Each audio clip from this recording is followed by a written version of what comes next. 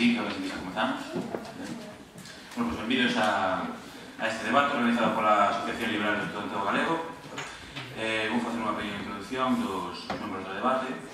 A miña dereita, como non pode ser de outra maneira, non a dereita, Miguel Anxo Bastos, politólogo e catedrático da Facultade de Ciencias Políticas. Que tal? E a esquerda, Fernando García, alumno de segundo de Ciencias Políticas. Buenas tardes. Intentarei facer de muro de contención entre os disparos de ambos bandos, que promete. Como sabedes, a religión e a economía sempre foron da man no mundo antigo e contemporáneo. A servidume, a obediencia e outras virtudes do catolicismo serán analizadas. A moral é o que vai influir nas decisións económicas de moitos sistemas, e como non da Igrexa Católica tamén. Comezaremos cunha quenda de 10 minutos para cada un, para darnos unha visión xeral da súa postura, e logo iremos intercalando quendas de 5 minutos para cada un. Por suposto, logo abriremos a ronda para que participedes vos con preguntas. Así que, bueno, comezo, os primeiros 10 minutos, estaría Miguel Anxo Bastos, que xoga en casa de sobra. En casa xogamos os dous. Que? Como os dous a casa. Como os dereitos os dous, ou máis de dereitos que eu.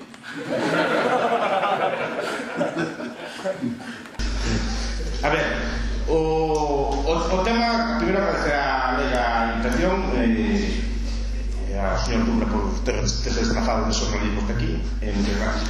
Agora pola vosa atención. A ver, o debate da religión é un dos debates centrais, se queren, nas ciencias sociais. Este debate abre o Marx ou intentar explicar cual é a xénese do capitalismo, e chega a... el mismo nos sorprende ao investigar o tema da religión. Eles e os discípulos, en especial Maurice Dobb, Paul Suizi, que son os que estudan desde o punto de vista o tema da xénese do capitalismo. A sorprende porque, claro, porque ao final ten que reconocer que, por exemplo, a xénese, o sistema de modo de producción, como usa Marx, feudal, é un modo de producción que non está baseado no intercambio económico, sino que a extracción de excedente é unha extracción de excedente extraeconómica, é unha extracción de excedente baseada en medios políticos, baseada no control dos medios da forza. Os señores feudais non usaban unha forma de intercambio económico, senón usaban a forza física para extraer excedente, a diferencia do que ele entende no modo de producción capitalista, que é un modo de producción no que os excedentes se extraen no intercambio económico. Eles mismos teñen que reconocer que hai unha extracción de recursos extraeconómica dentro do modo de producción feudal. Entón se empeza a estudiar de onde ven o capitalismo, cual é a xénesis do capitalismo, como dun modo de producción baseado na forza física se crea ou se elabora un modo de producción baseado no intercambio económico, según él. Entón se empezan a estudiar e non chegan a unha conclusión clara. Non son capaces de determinar exactamente cual é o proceso de ideas ou o proceso político no que se enxendra o modo de producción capitalista, porque ao non estar derivado dunha forma de producción económica, hai que explicar de onde ven esa forma de producción capitalista. E algo debate en Marx, nin seus discípulos, nin os seus sucesores, basicamente estes tres, basicamente Suizi, basicamente Maurice Dobb, non son capaces de elaborar unha resposta clara. Max Weber, nun ensayo clásico, intenta dar unha resposta. O libro de Max Weber, Relativa Protestante, el escrito del capitalismo, que é un libro que tuvo unha influencia enorme, e unha influencia enorme para nada, porque é un libro basicamente errado, o sea, errado en casi todos os seus presupostos, do principio ao último. Pero a idea de Weber é contrapoñer frente ao materialismo de Marx, frente á idea de que son os medios económicos ou os modos de producción os que determinan a conciencia, un pensamento totalmente alternativo. Weber basicamente se dedica a contrapoñer a Marx, a criticar a Marx, dicindo que son as ideas e non a base económica a que crea o modo de producción. E para ele elabora unha tesis moi arriscada, que a tesis de que o calvinismo, non digo protestantismo, digo calvinismo porque o propio Weber exclui o protestantismo da xénese do capitalismo. O calvinismo, a través dunha suposta ética ou vocación ou valor do traballo, a que determina unha serie de actitudes mentais, unha serie de actitudes morais, unha serie de actitudes éticas que enxendran o capitalismo. É unha tesis errada. Primeiro, que esta tesis foi moi cuestionada, foi moi debatida, por exemplo, por Bernard Sombart, un libro que se chama El Burgués, la quinta esencia del capitalismo, ¿no? Un libro coñecido por autores como Lujo Brentano, que tamén entra nesta liña, ou despois criticado por autores como Amintore Fanfani en Protestantismo e Capitalismo, na génesis del capitalismo. E a tesis que se basea, en primeiro lugar, é a de que o capitalismo existe e está datado xa como mínimo dentro do século XV. E non só existe do século XV, que existe e nace nun lugar católico que se chama o norte de Italia, nas cidades-estado do norte de Italia, e está adaptado, os historiadores, por exemplo, Regín Perrenot, cando estudia a Idade Media, xa describe, por exemplo, a figura de Goderico era un empresario con todas as leis, con espírito de cálculo, con espírito mercantil, etc., que existía moito antes, que tiña un espírito capitalista moito antes de existir non só a reforma, sino o calvinismo, que, como saben, ainda foi posterior. A esta idea se lle suma a idea de que, por exemplo, na literatura calvinista é ferozmente anticapitalista. Non só Calvino instaurou unha sorte de teocracia en Ginebra, que foi a cidade onde gobernou. O seu discípulo Baxter, por exemplo, non é, que foi o formulador tamén do neocalvinismo, do calvinismo posterior, non é para nada defensor do capitalismo. E só temos que ver as ideas de John Knox, que o que establece a reforma calvinista en Escocia, para ver que os seus discursos plagados de ataques a usura, de ataques a mamón, o demo do diñeiro, a unha serie de ataques feroces contra o capitalismo. Entón, os historiadores modernos, Fanfani, por exemplo, Luciano Pelicani, vamos a ver. O capitalismo existe desde fai moito tempo antes que calquer reforma protestante. E a reforma protestante non establece un ente capitalista, sino que revive vellos mitos xa abandonados polo catolicismo medieval. O catolicismo medieval deriva despois do capitalismo. Na Edade Media empeza a derivar pouco a pouco cara a afectar o capitalismo, empeza a afectar a usura, empeza a cambiar a teoría do prezo xusto, empeza a afectar a idea de intercambio libre, empeza a afectar a idea de banca, empeza a afectar unha serie de factores. Xa na Edade Media se pode ver na obra do Livy, se pode ver na obra do Cardenal Ostiensis, se pode ver en San Antonino e San Bernardino, que son San Bernardino do pai da teoría dos seguros. Se empeza a ver que hai toda unha literatura escolástica que florecerá despois en España a chamada escolástica tardía da Escola de Salamanca. E temos, por exemplo, autores como Joan de Mariana, que é máis libertario que non hai, coa teoría do tiranicidio, criticando a teoría do xusto precio, criticando a inflación da moneda, defendendo unha medida totalmente capitalista. Temos a Domingo de Soto, por exemplo, con súas teorías sobre as leis de pobres, criticando as dos pobres, criticando unha cousa máis capitalista que esta xente non había, pero moito antes, ao mesmo tempo que estaba estableciendo esa reforma. O sea, de onde se pode deducir a idea de que o calvinismo creou o capitalismo? Entonces, Pelicani explica por que nace o capitalismo en terras católicas. A tesis de Pelicani é a que máis me convence de todas. Básicamente é a seguinte: efectivamente, a Iglesia en xeral non se mete en temas. A Iglesia en xeral ten unha doctrina económica, pero como saben os que son católicos, a doctrina económica da Iglesia non é unha doctrina imperativa, non é porque querer ler, é unha opinión a respecto dos asuntos mundanos. Respecto a moitas opinións na Iglesia católica, desde santos de esquerda como San Juan Crisóstomo hasta santos de dereita como San Bernardino ou San Antonino. Es decir, que eran os santos que defendían o capitalismo, e ambos son santos hai doutores da Iglesia, doutores non son santos da reconocidos pola Iglesia Católica, porque a Iglesia Católica en esos temas non se mete. O que sí que houve é unha aparición do capitalismo en terras católicas, que iso non pode negar ninguén, porque a aparición do capitalismo é un fenómeno único na historia e no mundo. En ningún sitio da Terra se deu un fenómeno semellante ao do capitalismo. Sí que había comercio, pero o comercio non é capitalismo, porque o capitalismo é comercio máis acumulación de capital, máis inversión racional dese capital aforrado, máis un certo espírito de cálculo, un certo espírito racional a hora de investir o diñeiro, a investir os capitais. E iso non se deu en ningún outro sitio da Terra que non se dera na Italia do século XIV. Non hai capitalismo na China, non hai capitalismo no Imperio Islámico, non hai capitalismo no Xapón. Naquela época aparece o capitalismo aquí. Entón é un fenómeno único no mundo. E por que se agradece? A tesis que me convence foi descoberto de forma independiente por unha serie de autores. Jan Baetzler, por exemplo, un libro chamado Los Leyes del Capitalismo, un autor chamado Jones, en el Milagro Europeo, e un señor que se chama Rubén Zorrilla, un profesor argentino que escribiu un libro con os orígenes sociales de Occidente, creo que se chama así, que din que a origen do capitalismo non se debe a Iglesia, sino que se debe ao policentrismo. Pero aí entra a Iglesia. O policentrismo europeo é causado por a Iglesia.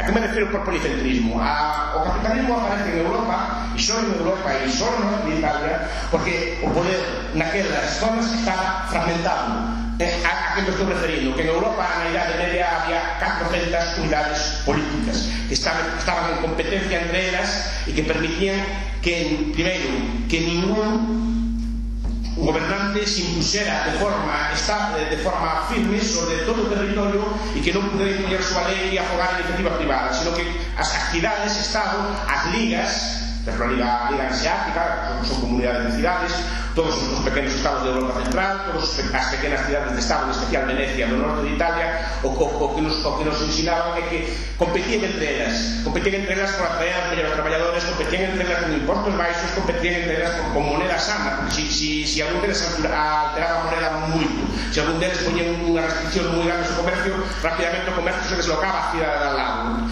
E eso só foi posible, esa deslocación territorial, ese policentrismo só foi posible na Europa daquela época por un motivo, por existencia do papado.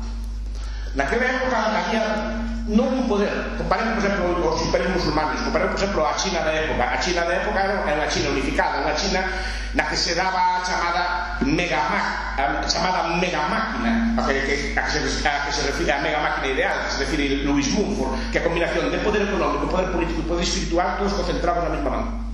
O sea, en China, en o Imperio Árabe, etc., había poder político, poder económico e poder espiritual concentrado todo nas mismas mans. Eso afogaba cualquier iniciativa social, non había forma de escapar desa mega máquina. Cambio en Europa, nun sitio mandaba o emperador, nun sitio mandaba o Papa e o emperador estaban peleando, como estaban peleando sempre, estaban azuzándose o deu de liberdade as cidades e os microestados europeos da época. Esa competencia entre sí permitiu liberar unha serie de iniciativas. De aí a importancia non tanto da religión católica en cuanto conjunto de creencias, sino a religión católica como papado, como contrapoder. Comparemos despois o que pasou cando se concentrou o poder, por exemplo, nos estados absolutos. O Estado como tal, o Estado moderno, nace con os estados protestantes, porque centralizan o poder espiritual e o poder político e o poder económico nas mesmas mans. Fíxense que, por exemplo, todos os países protestantes teñen unha sorte de iglesia nacional, a iglesia de Inglaterra, a iglesia de Escocia, a iglesia de Suecia, de tal forma que o rei ainda sigue sendo a día de hoxe o rei é a cabeza das súas respectivas iglesias, e iso afogaba moito o espírito.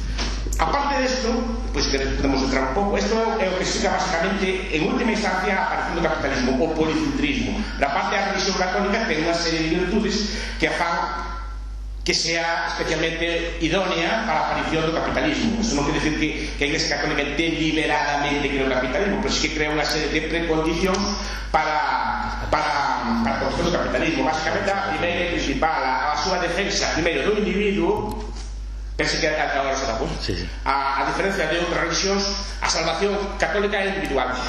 Cada un se salva, si non hai culpas colectivas como nos judeus, nin como outras religións, sino que cada individuo é responsable da súa propia alma e responsable do seu propio castigo. Se crea a idea de individuo e se crea en segundo lugar a idea de propiedade individual e de propiedade privada, sabe, de San Agostinho. Os Agostinhos, sobre todo, de San Tomás de Aquino, que defenden a idea da propiedade privada, un ben a ser respetado. De feito, a moderna idea de propiedade ven dos escolásticos medievais, tal cual se entende hoxe. Ademais, se elabora unha serie de principios que despois desenvolverei polo miúdo. Por exemplo, o subjetivismo, a idea de que os valores das cousas son subjetivos frente ao objetivismo protestante, a idea da unidade marxinal, que tamén é un concepto que desenvolven os escolásticos medievais, a idea de lei natural, o sea, a idea de que a lei é independente do Estado e que a lei é previa ao Estado, sino que a lei se corresponde con algún tipo de valor extra político, sino que é algo que está inherente á propia natureza humana. O natural leva a idea, por exemplo, de tiranicidio, tamén unha filosofía boa medida católica, e temos, por exemplo, tamén a Pan de Mariana, que é un dos principais teóricos, junto con Bonanguet, o Duplessis Mornay e outros. Agora se veremos, e a idea de precio xusto. Ahora, despois, se queren, elaboramos. Bueno, Aí está o mercante de bastos. Pois, bueno, antes de pasar a quenda de Fernando, lembrar que hai un pouco pretencioso quizás, ¿no? Porque somos poucas persoas aquí, pero un hashtag, ¿no? En Twitter, que como era, por favor, se me podes lembrar. Debate USC Religión, o sea, a almohadilla mítica, debate USC Religión. E agora hai a quenda de Fernando. Tes 10 minutos, un pouco máis, se queres. Bueno, profesor Bastos, un micro un pouco. al final de su intervención comentaba que si bien el cristianismo no crea de facto el capitalismo, sino que crea unas condiciones en las que se puede desarrollar, pues mi posición es justamente la contraria. El cristianismo, o sea, genera unas condiciones que son hostiles hacia el capitalismo. Y antes de dedicarme a explicar el porqué, creo que es conveniente empezar a manejar unos conceptos básicos, ¿no? La moral es, en latín, de mores, significa costumbre, es lo consuetudinario, lo habitual. La moral es lo que rige el comportamiento de carácter social de los individuos. Todos los pueblos históricamente tienen sus morales propios. Los latinos, romanos, de los que nosotros heredamos moral, tienen su propia moral, y en esas morales jerarquiza los valores.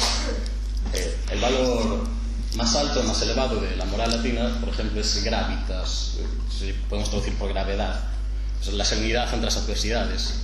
También en Occidente también somos herederos de la cultura griega, también tiene su propia moral, y su valor supremo sería arete.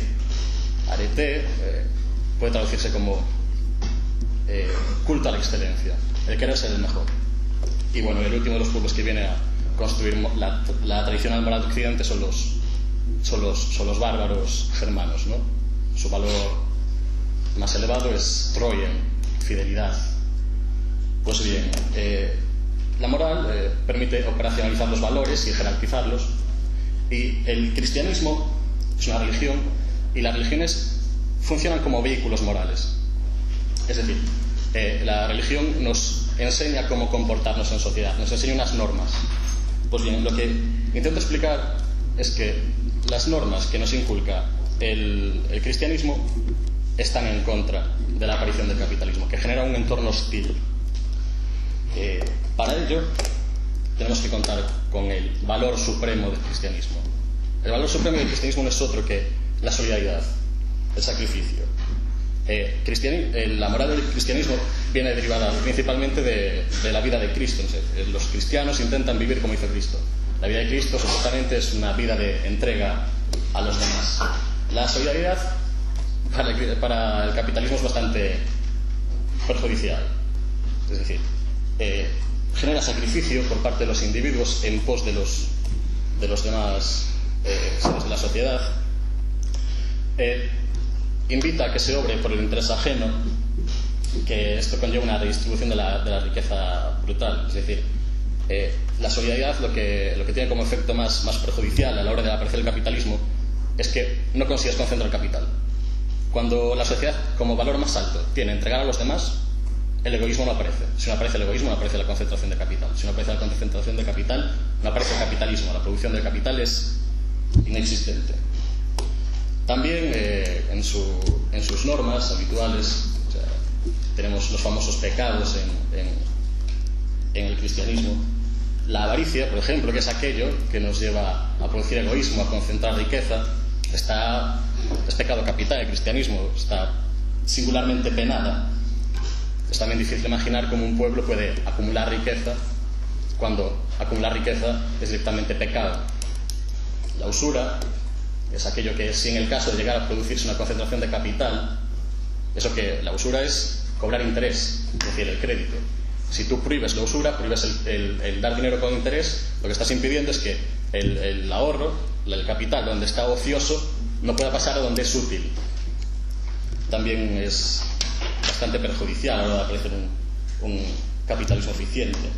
Por otra parte, aparte de que esto es lo malo, que define como malo a grandes rasgos el cristianismo, las virtudes, lo que son las cosas buenas, también afectan a la forma de producir con capital. Una de las grandes virtudes del cristianismo es la pobreza. la pobreza es buena. El que es pobre llega al cielo en el cristianismo. Y bueno, hay una destrucción completa de los incentivos a los que puede aspirar una persona cuando le está diciendo que su situación actual es la buena. Si se desarrolla más, si consigue unos niveles de bienestar superiores, pues va a acabar siendo malvado. Otra de sus virtudes es la mansedumbre, es decir, ser manso. Cuando Jesucristo habla a sus primeros discípulos, les dice: a quien te abofetee la mejilla derecha, ofreceré también la izquierda. Y continúa: al que te quite el manto, no le niegues tu túnica, y al que te quite lo que es tuyo, no se lo vuelvas a pedir. Pues bien, yo creo que está bastante claro. Está justificando completamente el robo. No hay rebelión posible contra aquel que te agrede. Para ser virtuoso has de ser siervo.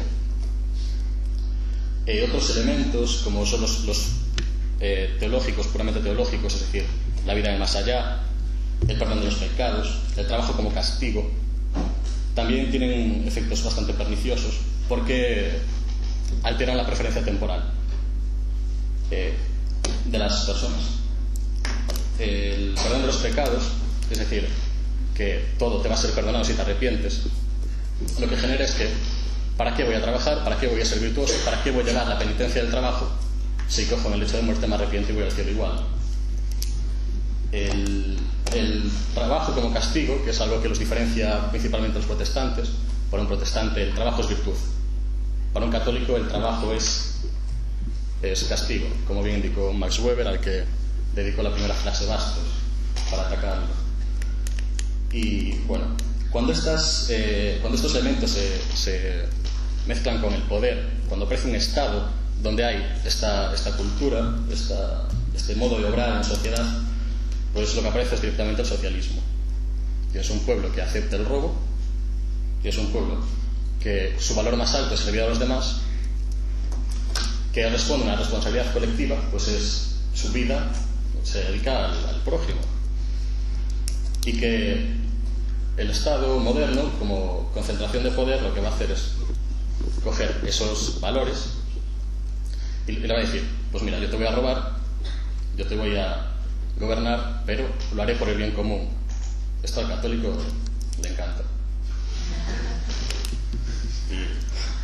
Y bueno, no hay más que ver cómo estamos a día de hoy, ¿no? Países católicos los que están en crisis. Tenemos Irlanda en crisis. Luxemburgo también.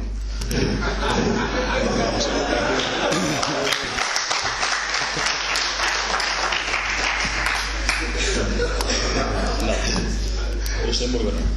España, Portugal, Grecia no es católica, pero son ortodoxos, son primos hermanos. Y son los países que generaron la burbuja. ¿Y Baviera? Y Estonia es el país más secular de Europa y es el que está haciendo las reformas capitalistamente más atrevidas, más ambiciosas. Iso é dicir eu. Espera para dispararvos despois. Continúa, Fernando. Era o mejor de Europa, como dices. Hay una relación directa entre el estado del bienestar y el catolicismo que se crea en un país.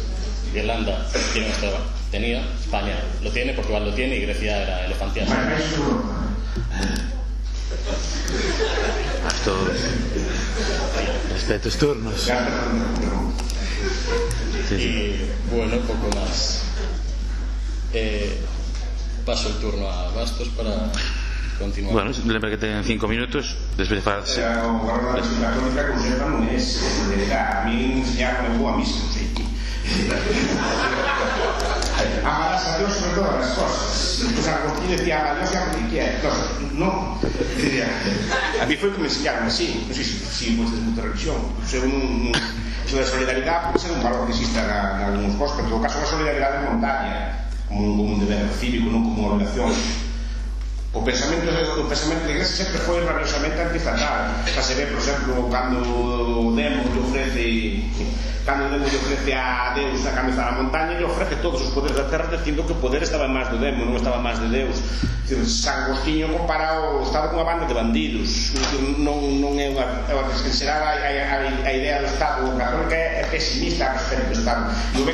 Pode ver como algo como un mal, pode ser aceptable o nombre como un mal.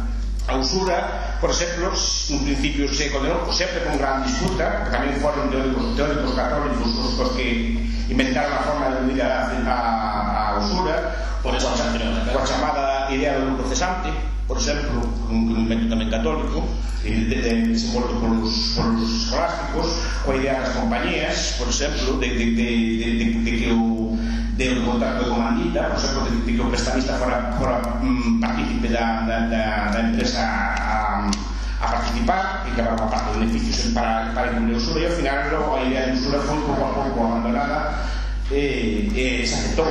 Quen a reviviu, curiosamente, foron os protestantes. Non sei se a Iglesia hostil ou non a religións, non sei que o capitalismo naceu un ambiente católico. Se me dicen onde naceu en outro sitio menos católico, que naceu en sitios católicos, que non se pode obviar, calquera que sepa por historia sabe que naceu en sitios católicos, e non son en sitios católicos nunha época profundamente católica, non naceu na Ilustración, non naceu no século XX, naceu nunha etapa profundamente católica, con Papa ben poderoso e con ideas católicas ben directas. Muitas das ideas que se critican aquí da justicia e da igualdade non son de origen católico, son primeiro de origen curiosamente pitagórico. Pitágoras era unha persona, súa secta era unha secta que todo veía matemáticamente, todo veía geométricamente, todo pensaba en números, empezaba a ver as relacións económicas en términos de equilibrios, en términos de igualdade aritmética ou en términos de igualdade geométrica. Eso, por desgracia, pasou a Aristóteles, que na ética Nicómaco incorpora boa parte destes elementos, e despois esos elementos, como son un dos libros que, por certo, nas universidades católicas criadas por os católicos na Idade Media católica,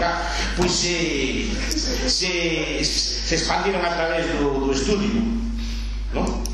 E se expandiu esa idea da justicia, da igualdade, da progresión, hasta que pouco a pouco foi corrixida. A idea da vida non máis alá que afecta a preferencia temporal non está con ela. Precisamente a vida non máis alá fomenta a idea da preferencia temporal, que un cristiano ten que comportarse ben hasta o fin da súa vida. Se sabe que vai morrer, porque non vai gastar ou levar unha vida disipada nos últimos anos da súa vida. Un católico ten que ser bo hasta morrer. Se confesas, ten sorte de morrer, senón ten que estar preparado sempre para a morte, ten que levar unha vida, toda a vida de aforro e de o traballo é unha virtude, pode ser, pero o problema é que o traballo levou a unha idea perniciosa, que iso foi unha cosa protestante, que é a idea do valor traballo, que derivou el primeiro Locke, Smith, Ricardo, Marx. Esa é a línea correcta, que é a idea de todo o valor que deriva do traballo. Efectivamente, o católico deriva as cosas do uso, do disfrute, do ben, e iso leva a unha visión subjetiva do valor e leva a que o intercambio económico sea basado en unidades subjetivas de valor, sin que se pueda establecer a idea, por exemplo, de precio justo, de salario justo, ni nada así. Esos son valores de corte católico. Pero o que venho a decir é como tan hostil nace, non só nace en sitio católico, é máis que non nace en ningún outro sitio.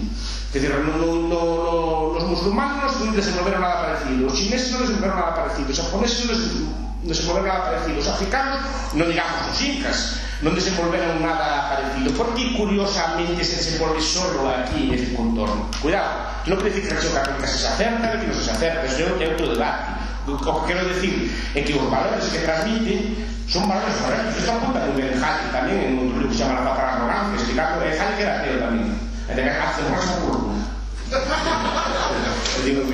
Pero él dixo sempre que non era creyente, que era ateo, pero que ser dunha religión sería a religión católica, porque a religión católica é a religión máis perfecta de todos, a efectos económicos. Non sei, os ateos inventaron un aspecto.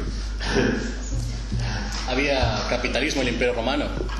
No se producía con capital en el Imperio Romano. Se alcanzó un nivel de desarrollo económico equivalente al del siglo XVII, incluso al XVIII, lo hizo Huerta de Soto, no lo digo yo, sin capitalismo. No se producía con capital. No. Bueno, sí, claro. Sí. No. Pero argumentos, No. Un argumento. ¿Quieres que te argumente? No, después no se va a quedar, claro. En el Imperio Romano hay capitalismo, se produce con capital. No es el capitalismo que tenemos ahora, pero es lo que tenían ellos y les funcionó bastante bien. Como Como ya dije antes, el nivel de desarrollo que alcanza el Imperio Romano es equivalente al que se tenía en el siglo XVIII, incluso en el siglo XVII, incluso en el XVIII. En el mundo latino no existían los valores cristianos. La introducción de los valores cristianos y su aceptación cuando se convierte en la religión del Estado lleva al Imperio Romano a su caída. Lleva al Imperio Romano al socialismo.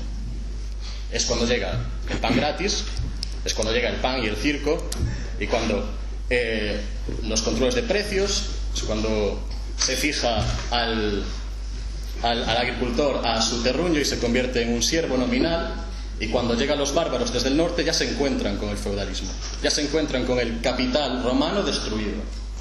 Bien, ¿qué pasa entonces? Pues como suele ocurrir, las relaciones comerciales no se paran de golpe. Es decir, las calzadas romanas, el comercio no se para de golpe. Los siglos oscuros y de gran pobreza que fueron en el 4 y 5 y 6 no llegan de golpe. Es el poder del Papa el que acaba sumiendo en la pobreza más absoluta a los pueblos de Europa. Thomas Woods, en su libro de cómo la Iglesia Católica construyó la civilización occidental, tiene un capítulo que es el capítulo 2, que es directamente mentira. Es decir, Thomas Woods habla de que el Renacimiento es producto del poder eclesiástico, es falso. Es el Papa quien los sume a los europeos la pobreza. Las alianzas que tiene el Papa con los francos, lo único que produce es un keynesianismo brutal. Produce guerra para extender los tributos. Hay guerra con los lombardos, hay guerra en la República Checa y en Austria. Se extiende el poder papal, se acaba con los colonos libres que van ocupando las tierras al sur, que vienen desde el norte. Se acaba con los sajones de una forma bastante cruel, los masacran a todos, de hecho. Y según el propio Thomas Woods dice, la Iglesia tuvo que continuar guiando tanto para garantizar lo que la conversión había arraigado realmente, como para asegurarse de que la fe comenzaba a transformar su estilo de vida. Esto se convirtió en una represión moral y económica en el mundo, en el occidente. Cuando hablamos de keynesianismo papal, lo que quiero decir es que en la Iglesia lo que se dedica es a recaudar tributos y a hacer sus cosas. O sea, Keynes quería hacer pirámides y abrir zanjas y cerrarlas. Pues lo que viene siendo conocido como el Renacimiento carolingio no es más que el producto de ese keynesianismo papal. O sea, tenemos las iglesias, los scriptoriums, los grandes códices, que lo único que hicieron fue esquilmar a los campesinos de todo aquel excedente que podían producir para ahorrar y capitalizarse, en virtud de esas visiones religiosas, aparte de la guerra, por supuesto, otro pasatiempo keynesiano. Bien, ¿qué más? Pues poco más. Puedo argumentar lo de antes también, xa de paso. Pues que, bueno, contestamos después del presente si quiere. Pero vamos a ver. Roma e o capitalismo no sentido de que toda a produción humana requiere algún tipo de produción capital. Efectivamente, pues, tiñan un tipo de ferramenta, tiñan un tipo de arado. Nese aspecto, claro, non producen coas máis puras. Ahora, por exemplo, calquera que estude un pouco en serio a historia del romano, que lea Ortez, a historia económica del Imperio Romano, que lea a historia económica del mundo antiguo de Tutén, por exemplo, saben que os romanos non optaban por bens de capital, basicamente porque non tiñen que financiarlos. Basicamente, un dos problemas do Imperio Romano é que se basaban na man de obra esclava. Non houve prácticamente avances técnicos no Imperio Romano. Avances técnicos na produción, houve estradas, houve algún tipo de acueductos, pero non na produción. A produción baseábase basicamente en traballo humano puro e duro, en traballo esclavo. E de feito, por qué? Porque non tiñan forma de financiarlo. Os romanos é certo que tiñan avances técnicos, descubriron primitivas máquinas de vapor, descubriron cosas. Sabe que pasa? O capitalismo non só é ter invento técnico, sino ser capaz de desenvolverlo. O bueno capitalismo é que non diseñamos un auto e somos capaces de producir 100.000 autos dese auto, despois porque temos máquinas, capitais, infraestructuras, electricidade, etc. para producir. Os romanos tiñan boas ideas, pero non eran capaces de desenvolvelas de forma industrial, porque se basaban só no traballo humano puro e un traballo esclavo basado na abundancia de traballadores que traían das súas rapiñas coloniais, como unhas cosas que acabo magnífico foi o esclavismo, porque eso sí que tiñan bastante. Me extraña que se quite aquí os controles de precios. Os controles de precios fixeron os antoninos, non? Marco Aurelio, os antoninos, sobre todo un señor que se chamaba Diocleciano, como os de precios, que o sepa Diocleciano, que esa historia foi o maior perseguidor cristiano da historia, non? E o decreto de precios tamén datado foi unha cousa do señor máis anticristiano que hubo na historia da humanidade, unha persona que mataba os judeus en masa, é dicir, non era unha persona precisamente caracterizada polo catolicismo ni polo cristianismo. O Imperio Romano xa estaba degenerado antes de chegar os cristianos ao poder. O poder en todo caso chega con Constantino, pois cos seus descendientes, que é o primeiro emperador católico como tal é Teodosio, se non lembro máis, xa é bastante no século III ou bastante no século IV. O Imperio Romano xa estaba degenerado de bastante antes, con as políticas socialistas feitas polos paganos, non? Que fixeron todo tipo de escarballadas, todo tipo de actuacións deste estilo. Por certo, os bárbaros cando chegan a conquistar Roma xa viñan cristianizados, non veñen cristianizados, eran arrianos, pero o arriano, como sabe vostede, é un debate, unha decisión que se deu no concilio de Nicea entre un bando e outro. Foi Constantino que decidiu, pero basicamente no 99% do credo é un credo cristiano, un credo católico. Discutieron unha cosa sobre a transubstanciación, pero nestas cousas non teñen que ver. Os séculos oscuros, calquera que era tamén historia medieval, por exemplo, a Pirén, que é un gran historiador desa época, en historia económica da Edad Media, ou Mahoma e Carlomagno, que era agora, que o feche económico non é debido ás políticas papais. O feche económico da Edad Media é debido ao Islam, o Islam que fecha toda a fonte de comercio coas fontes naturais de comercio de Europa. É dicir, non acabo de ver a nosa, que además se explica moi ben, claro que eso elimina o comercio con ouro e plata, elimina o comercio con Asia e con Oriente Medio, e fecha a Europa comercialmente porque está literalmente bloqueada desde o sur, desde España hasta todo o Mediterráneo. Está rodeada a Europa e non ten forma de comerciar. Entón, ese é un dos problemas. Pero repito, a idea é por que nace ali nese sitio e agora en ningún outro sitio do mundo se dá. Por unha serie de valores, porque o papado e o papado é o único que lle planta a cara ao poder político como tal. Era un xogo complexo de equilibrios. É dicir, se o emperador se poñía moi farruco, o papa que facía é excomulgar aos seus príncipes, e cando excomulgaba deixabas de ser legítimo como príncipe, porque os súditos non te obedecían. Eso rapidamente era aproveitado polos teus inimigos políticos e que acababan. Por lo tanto, que tiña moito medo os príncipes a excomunión, e a súa vez quen tiña o poder temporal, o emperador, quen tiña as armas, quen tiña as tropas, quen tiña as cosas. Entón sempre hubo unha tensión durante toda a Edad Media entre ambos poderes, e desa liberdade hubo moitos sitios que se aproveitaban. Por exemplo, a República de Florencia, o mítico debate entre güelfos e gibelinos, que entre os defensores do Papa e os defensores do emperador, eso permitía que a República de Florencia ou a República de Iglesia apoyaran unhas veces no Papa, se apoyaran outra vez no emperador. Eso daba a liberdade e a autonomía de acción, e iso permitiu un fenómeno único na historia do mundo. Pequenas cidades-estado e pequenas ligas cidades-estados que operaban de forma autónoma e se dedicaban a comerciar. Non é unha consecuencia directa da Iglesia Católica, pero sí indirecta. Por eso se dá este fenómeno, e de todas formas, os valores de aforro, de traballo, os valores familiares, a idea de crear unha unidade familiar autónoma, non acabar coa poligamia, por exemplo, acabar coa esclavitud, acabar con unha serie de costumbres antiguas, a idea de ciencia, que é unha idea católica, basicamente, porque somos os primeiros anos que parece sorprendente. Porque a idea de que a Iglesia é a enemiga da ciencia é unha idea que ven da Ilustración, ven sobre todo de Voltaire, porque Voltaire non podía soportar que as universidades e que boa parte dos avances científicos se tiveran feito nunha etapa tan fundamentalmente cristiana como a Edade Media. Entón, o que fixo Voltaire e os seus trabos é atacar sistemáticamente e sin piedade os valores da Idade Media, pintamos como unha era de opresión, como era de atraso, cando non era nada así. É moito máis atrasado, e como era moito máis atrasado o Renacimiento. O Renacimiento volveu a esclavitud do mundo, o Renacimiento volveu a magia, e outra vez as alquimias, e volveu unha cosa moi mala, que era a caza de bruxas, que estaba exterminada, e volveu a Inquisición, ese tipo de cousas, pero que se volveu porque isto é unha forma de policía política dos estados, non os estados, volveu co Renacimento.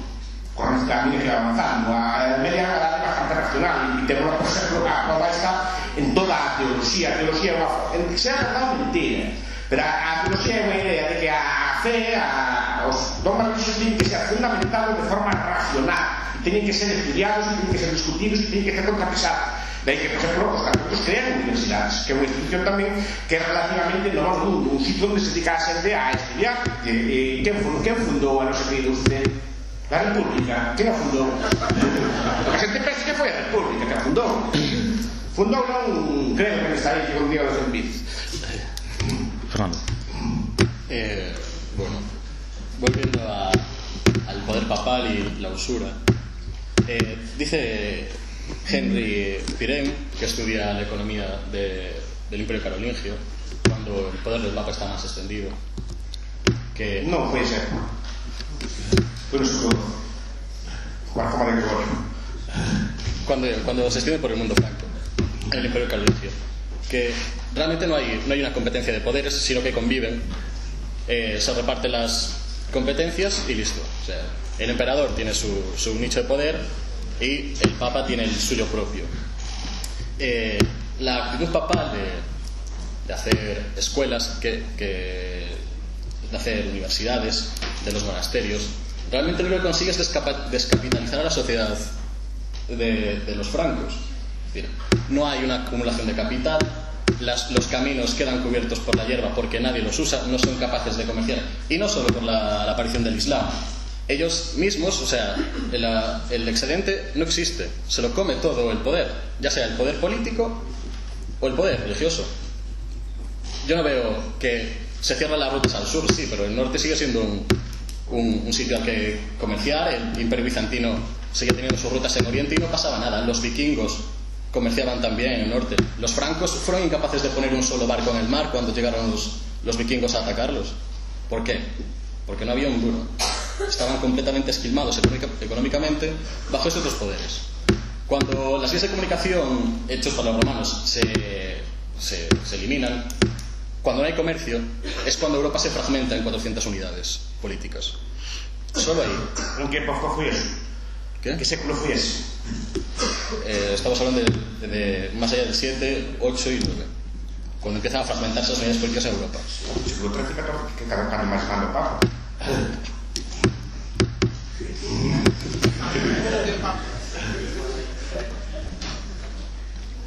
Bien. Con los campesinos empobrecidos y las vías de comunicación inexistentes, no queda otro remedio que cuando hay una rebelión en un sitio, los carolingios son incapaces de mantener sus imperios. Y pasa lo mismo en el norte, en Alemania y tres cuartos. Yo no veo la relación entre poder del Papa y capitalización, es que no existe. Es decir, cuando tienes un poder que está consumiendo recursos, no puedes establecer una relación directa. Aquí hay poder papal, se está acumulando capital, no existe. O poder do Papa, xa dixen antes, que non é unha cousa estrictamente religiosa. E máis que eu creo, e aí por darle razón, en que a Iglesia Católica se adaptou a algo xa existente. O capitalismo existe antes que a formulación capitalista do comercio, etc., por os escolásticos, sobre todo por os escolásticos tardíos. Existe o capitalismo antes. A miña tese é que o capitalismo se dá e nace nun sitio católico, nunha era católica. Por lo que estou dicindo, non é que o Papa capitalice ou descapitalice, é que o Papa frena o poder do Estado, frena e o confronta, por lo tanto permite espacios para que as cidades podan dedicarse a comerciar e a acumular, e que poda haber un sistema económico xa de capitalismo. O capitalismo non é mero comercio, o capitalismo, por exemplo, os primeiros bancos modernos, os montes de Piedade, o monte de Ipasti, que é o banco máis antigo de Europa, son bancos creados por a Iglesia Católica, que o sepa. Desde el principio en España, ¿cómo? Y España también. Los judíos son los prestamistas en el mundo católico siempre. Pero son sí son prestamistas, pero primero los bancos modernos. ¿Quién le prestó dinero a Carlos V? ¿Fueron los católicos o fueron los alemanes? Prestaban los judeos. Pero digo, los primeros bancos. ¿Por qué no prestaban los católicos? Y los Fugger, que eran también judeos. ¿Qué? Los Fugger también eran judeos. Pues lo tenían prohibido. Estás secularizado, estás confundiendo cristianismo real con evangélico. O sea, el cristianismo real está secularizado desde que se muere Cristo. Primero, Marcelio no es de economía, y Marcelio dice cosas muy interesantes también, por ejemplo, la fábula dos viñadores, a fábula dos talentos. A fábula dos talentos é unha condenada sobre a casa. A fábula dos talentos é unha defensa absoluta da usura. Cualquiera que se lea o Novo Testamento verá, Deus, Cristo que era más capitalista, ¿no? Cualquiera que come leer de que Cristo era más capitalista, defendía el organismo, defendía muchas cosas, la relación de Marcos, entre otras cosas. Pero Cristo, cuando llega os señores, a un lle dá 10 talentos, outro lle devolve 20, Cristo felicita, a outro lle dá 5 e devolve 10, Cristo felicita, a outro lle dá 1 e outro lle devolve 1, Cristo castiga. A fábula dos viñadores, cuando o señor da viña decide pagarlle a cada traballador como lle dá a gana e ao final dice, que pasa, a viña non é miña, non podo pagar o que me dá a gana meus viñadores, e que lle dice ben claro, hai unhas palabras e unhas cosas estrictamente defensoras deso, non acabo de ver eu contestar no Evangelio esa crítica, esa idea de pobreza non acabo de verla, porque hai un debate tamén medieval sobre se Cristo era pobre ou non era pobre. E se a pobreza é unha forma de vida, non, algunhas órdenes religiosas como os franciscanos sí que defendían a pobreza, outras non, dominicos e outras cosas defendían a riqueza, parecía que para poder axudar os pobres tenía que ser rico antes, senón non podías axudar os pobres, se nadie se enriquece, se nadie crea riqueza, como podemos axudar uns aos outros? Non está claro esa idea económica do catolicismo, repito, senón como podría entonces nunha sociedade tan así nacer o capitalismo? Se fora tan hostil como outros do mundo, os comportamentos máis amigos, non deu. A tesis dos judeus é a tesis de Sorna, que apunta tamén a idea dos judeus operando no marxen, eran os que continuan a crear o capitalismo, pero non, repito, a evidencia histórica está aí, desde logo, se os digo non, desde logo, moi hostil non sería cando naceu ali. Cuando nace el capitalismo, el cristianismo está secularizado. ¿Sí? Sí. El cristianismo más auténtico es el que viene después de Jesucristo. Y que yo sepa, no eran comunas de comerciantes, ni de capitalistas, ni usureros. Eran pobres que vivían en una comuna. Pues eso es un mito. Es un mito. Por ejemplo, Ronnie Starr critica esa idea. Esa idea de que, de feito, o cristianismo triunfa na xente rica. Na parte dos esclavos se convertían. O cristianismo ten muitas virtudes, por exemplo, libera a muller, a igualdade, a muller que é a primeira religión na historia, por exemplo, o pecado do home é igual que o pecado da muller. Antes non hai precedente de unha cosa semellante, e a idea de que tanto homens como mulleres teñen algo en igualdade, e aí deriva, por eso só hai feminismo basicamente en países cristianos, feminismo elaborado, que dá a idea de mirar a todo home, por exemplo, incluso os homosexuais, que os homosexuais, e isto digo así, claro, só se casan en países de origen cristiano. E só teñen dereitos en países de origen cristiano, e así de claro lo digo, como sepa, en China mandan os curas ali, igual que Holanda é un país de mayoría católica, a día de hoxe, incorrecto en caso, pero es cristiano, pero en China mandan os curas ali, en Japón, na India, en Cuba, tamén mandan os curas. ¿Qué? Pregunto, non por curiosidade, porque ali non se casan os gaixos, non. É unha curiosidade, que o sepas non se casa, por qué?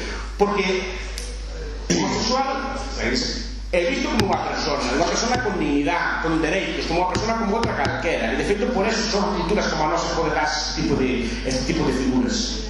Por extraño que parezca, porque si non, claro, se critica moito este tipo de figuras de liberación do individuo, de igualdade dos homens e das mulleres, pero solo se dan en países de cultura cristiana, se fixa, non quer dizer que sea perfecta a igualdade, non quer dizer que todo ben ainda, pero sí que se dá sobre este tipo de países, si non, comparemos donde non mata esta cultura.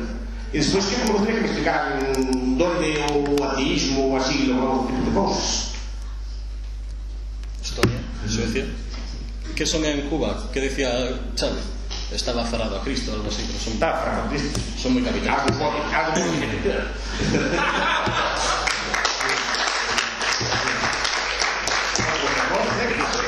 Algo que tiene que ter. Pero aí non reclaman laicismo, esquerda. Iso vos ia preguntar agora, por certo, que basicamente, bueno, foi por casualidade, non? Que xusto onte morrera Chávez. O socialismo e o capitalismo, hai moitos sistemas socialistas pois que están moi aferrados á Igrexa Católica, e moitos capitalistas tamén. Entón, cal se semellaría máis á realidade católica, ou con cal funciona mellor? Era o turno de Fernando. Entonces... E por aí, turno sempre tamén.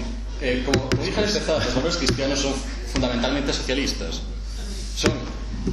El individuo está completamente reprimido en el cristianismo. O sea, los valores de solidaridad, si bastos manejarse bien los conceptos cristianos, se daría cuenta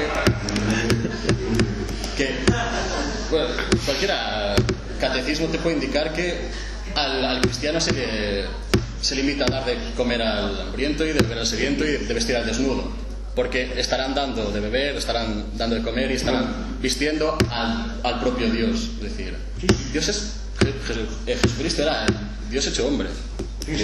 Hay un concepto de hermandad mundial, de hermandad universal. Yo no veo por qué son capitalistas estos valores. No lo son para nada, además descapitalizan. Non necesariamente.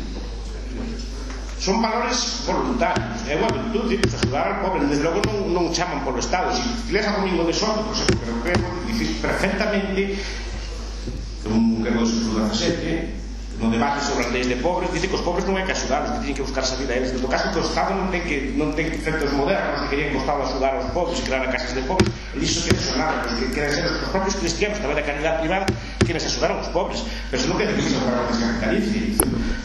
Como vai a descapitalizar eso? É unha forma incluso de incitar as persoas a que aforren para sí mismas, que nadie as vai salvar, que nadie ten obligación de axudarte, unha obligación moral, que non é unha obligación de pagar.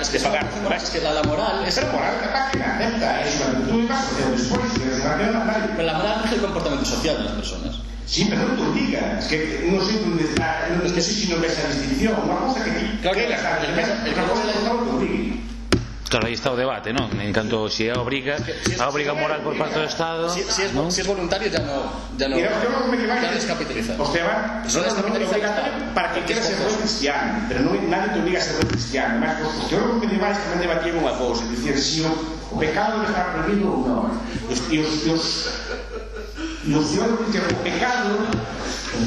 O pecado nunca pode estar prohibido. Si o pecado contra o mesmo, o pecado que non afecta unha terceira parte. Porque se unha cosa está prohibida non é libre, e o cristiano ten que ter o pecado diante, a tentación diante, e poder aceitar. Entón, nese momento é virtuoso. Se estás obligado pola lei a facer determinadas conductas, non eres libre. Entón, o pecado debe ser libre de pecar, debe ser libre de poder xogar as cartas, debe ser libre de poder fornicar, debe ser libre de calquer outro tipo de pecado que se nos ocurra. Eso é un pecado. La Iglesia nunca elaboró mecanismos de represión social. No, la Inquisición fue un invento. La Inquisición, si sabe, en España o Papa non quería ponerla. Foi unha cousa que pediu o rei Fernando Católico para reprimir as minorías étnicas ou religiosas que había naquele momento. O Papa non quería ponerla. Y el poder político, ¿no? No tenemos aquí un caso de franca colaboración. Pues colabora, sí. Claro, y los poderes no compiten siempre. No siempre, pero muchas veces sí. La Iglesia es capaz de generar su propio Estado. La República Islámica es un Estado religioso. La República Islámica sí, pero la República no. La República es un contrapoder dentro del Estado. Por eso el Estado siempre es un contrapoder, porque es un contrapoder. Pero cuando puede imponerse él, sería el poder. Si el Estado... Pero no se impuso porque hay esta cosa. No, si de luego no tengo estructura de Estado. Non hai estados teocráticos católicos, nunca houve un estado teocrático católico no Vaticano, non hai experimentos desse estilo. Non se impuso porque non pudo. Pois non se pudo, non pudo, se que non houve. Se que en outros sitios o poder político saneou co poder religioso e co poder material. Entón, claro, o modo de producción que chaman os marxistas é o modo de producción asiático, que era unha combinación, os faraóns, por exemplo, os faraóns controlaban todo, a política, a economía e a religión, era todo na capa, toda na mesma man. Eso en Europa non hai, aí está o triunfo. Ahí está el tiempo. Si ao revés, si non hubiera unha iglesia, que hubiera mini iglesias, mini sectas, cosas por el estilo, o Estado rápidamente aplastaría esas sectas y las convertirían en iglesias de Estado o cosas por el estilo, como nos países del norte de Europa. En el sur de Europa ese tipo de cosas non se deu. El Papa no aplasta las herejías de Europa. Papa no aplastó en su momento, claro. Pero como ya no lo hace, no lo... a petición de poder circular. Tamén non eran moi amigos os reis estatais de cubrir este tipo de costos. Os judeus non os expulsa a iglesia, os musulmanos en España non os expulsa a iglesia, expulsan os reis. tenían deudas. E usan a Inquisición, a petición estatal, como ferramenta de policía política para expulsar os non quero dicir que a Iglesia sempre se portará ben. Estamos falando de modelos económicos. Ahora, a Iglesia é indiferente, a religión é indiferente a formas económicas e a formas políticas. A Iglesia se crea nun imperio romano, pasou por imperio romano, pasou por feudalismo, pasou por reyes absolutos, pasou por democracias, pasou por regimes comunistas, porque é unha idea indiferente a forma e indiferente a economía. Ahora, podo decir que desde logo vai ser un concepto hostil. O capitalismo, como se pode ver, que nace aquí, nada máis que eso. Non dice que a Iglesia Católica sea deliberadamente pro-capitalista, porque tanto o capitalismo, como digo, é un invento, unha idea do siglo XIII e XIV, non é posterior. Desde logo, se fora hostil, se vería que sería hostil. Hostil é o Islam, por exemplo. No es hostil. Es que la Iglesia ahora mismo está secularizada, lleva siglos secularizándose.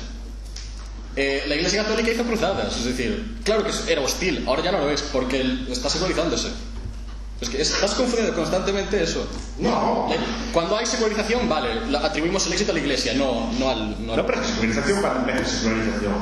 A revolución industrial medieval pillan aquí perto do século XII, época de máximo poder do papado. Non quero decir que sea especialmente partidario, sino digo que rápidamente, por ese conflicto de poderes, se genera un sistema económico e a Iglesia Católica se adapta rápidamente a ese novo sistema económico. E, por certo, os calvinistas e demais concepcións se adaptan moito máis tarde a ese desenvolvemento económico. Cando estaba Baxter escribindo os tratados contra a usura, xa estaba ali escribindo el tratado do comerciante, con un libro católico perfecto do bo comerciante defendendo o mercado libre, o usura, ese tipo de cousas así. Non acabo de ver onde está a utilidade. Ahora, que non é partidario, sí, porque non é a súa función. Pero a la usura, es decir, bueno, sí, continúa. ¿Qué es el turno ahora, sí? Concilio de Letrán, 1915. Se prohíbe la usura, se prohíbe cobrar interés. Está prohibido. O sea, no es que me dé a mí. Sí, son es así, lo hacen ellos. Pero ¿quién inventa lo cesante? ¿Quién inventa as comanditas y estas cosas? ¿No son gregos católicos tamén? ¿Non cambio de opinión? Pero están secularizados, es decir... ¿Pero cómo secularizados? O sea, no século XIII, XIV, ¿cómo están secularizados? Es un proceso, es continuo, no para. Pero non está secularizado en aquel momento, en la popular da Iglesia Unida. No tanto como ahora, pero está. ¿Cómo? La escuela de Salamanca está secularizada también. Es decir, eran marginales dentro de la propia iglesia. A muchos los metieron a la cárcel, les prohibieron enseñar. Lo que pasa es que, claro, como lo hace un cura, ya es bueno y ya es católico. No. Pues entonces, ¿qué es? O sea, cuando cardenal, que eu sepa non era marginado, Juan de Lugo escribe solo Deus capaz de poñer os precios, por certo, o único galego correcto con Galicia que citaba nos cursos de Premio Nobel, por certo. Fue Luis de León a la cárcel. Luis de León pero Luis de León non era capitalista, digamos que meter na cárcel.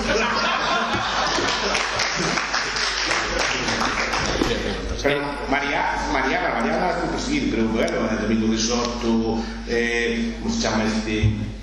Bueno, Carlos Diensis, todos os españoles que están en Salamanca, Tomás Mercado, que elaboran unha teoría moito máis capitalista que Adam Smith, moito máis capitalista que Ricardo, moito máis capitalista que toda aquela que poda ler, e todo basado en citas bíblicas, todo basado en os traductores, e esas persoas que eran cardenais, eran profesores de universidades católicas, como en Salamanca, ensinaban esto, entonces non sei que rayo de si es.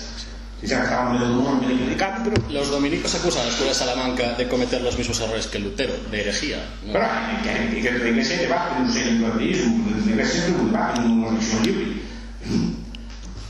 Como defenden unha cosa e nosotros, se hai franciscanos e dominicos, jesuitas, etc., cada un con súas doctrinas. Xa que falabades antes de teocracia, que nunca houve ninguna, digamos, católica, por exemplo, o exemplo que temos aquí no Estado español, ¿no? Do que foi o nacionalcatolicismo que exerciu Franco, se podría comparar en termos económicos tamén, o, digamos, aquí en el Estado español, a esto que estamos hablando. El franquismo, bueno, cuando en sus inicios es anticapitalista y la Iglesia lo apoya. Es decir, yo creo que no hay ninguna duda en esto y de que los principios fundamentales del movimiento están sustentados por la moral cristiana, católica, más del Concilio de Trento, menos secular. O sea, yo creo que aquí no hay ninguna duda, ni debate siquiera. ¿Cómo que no hay debate? A ver, los artistas de la religión española, los presentes que eran muy rigorosos, no solo eran católicos muy rigoristas. e crearon a maior etapa de crecimiento da historia de España, na súa historia. Nos gusta o régimen ou non, que o régimen non está ben, é unha cousa que o crecimiento económico do ano 59 ao ano 76 foi o maior da historia de España, non hai precedente histórico, e foi elaborado por católicos, non só por católicos socialistas, que o sepa. Entón, chamamos de domingo de Tenor para o Reino. E a primeira etapa do franquismo é a etapa, se queren, máis fascista. Entón, se por fascismo non é unha ideoloxía especialmente amiga do catolicismo. Feito, por exemplo, os fundadores das JONS eran ateos, así como compañeiro. Non era realmente o fascismo hispano e os nazis non eran especialmente católicos tampouco, non eran ideoloxía así. Pois que agora teña palabras antes, que se damos unha hora. Sí, bueno, queres deixar así para que, bueno, participe un pouco a xente e así abrimos outros frontes, non? Pois eso, se quere deixar que da man e preguntade algo, así de fácil. Bueno, temos unha pregunta, ¿vale? Sí, a miña pregunta é se discutir a tese do profesor Bastos de onde naceu o capitalismo. Eu quería que nos puides facer unha explicación ao feito de que onde se converteu a produción máis intensiva do capital e onde se realizou a gran revolución industrial foron en dous países protestantes, que foi primeiro Inglaterra, americano, e segundo despois Holanda, os Países Baixos. Niso non tivo nada que ver pois esa ética calvinista ou protestante do traballo, segundo a cal o éxito profesional é un símbolo de vocación. Non, a ver, podo explicar. Primeiro, Inglaterra, a Iglesia Anglicana é a Iglesia Católica reformada. Non é o calvinismo só se deu de forma pura en Escocia, e Escocia nunca por revolución industrial. Segundo, en Holanda, como sabe, Holanda é un país moi fragmentado religiosamente, e como sabe, porque os historiadores da revolución dicen que a parte mellor e menos rica dos holandeses son católicos. E por certo, sabe perfectamente, era non máis rico na súa época, e diceron as minorías ou a casi maioría, que era como un tercio da población católica holanda, non era ni muito menos máis pobre nin era comercial. E agora temos no veciño Flandes. Flandes é unha zona de absoluta maioría católica, tan católica que prefire no seu momento separarse dos Países Baixos e unirse a Valonia francesa simplemente porque os valores son católicos e non querían estar xunto cos protestantes. Os grandes están na marca do mundo, pero só ten que ver as zonas onde hai a día de hoxe onde hai máis riqueza de Europa. Qual é a Alemania rica? A protestante ou a católica? ¿Cuál es la Europa rica? ¿La protestante o la católica? A católica. Venga.